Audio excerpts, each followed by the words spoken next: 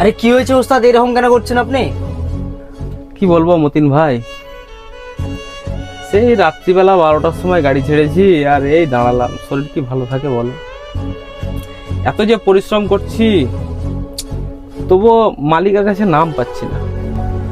আপনি ঠিকই বলেছেন ওস্তাদ, আমরা সারা দিন গাড়ির পেছনে দৌড়াই, ঠিক মতো বেতন পাই না, অসুস্থ হলে ছুটি নেই, আবার উল্টে মালিকের কাছে বকা খেতে হয়।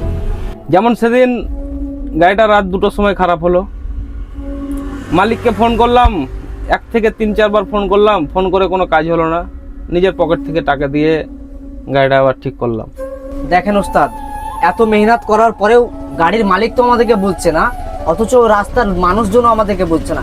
এখন যে রাস্তার উপরে এত চাঁদার অত্যাচার, সেগুলো কিন্তু সবই আমাদের পকেট থেকে যাচ্ছে। আমাদের কথা কে শুনবে বলো?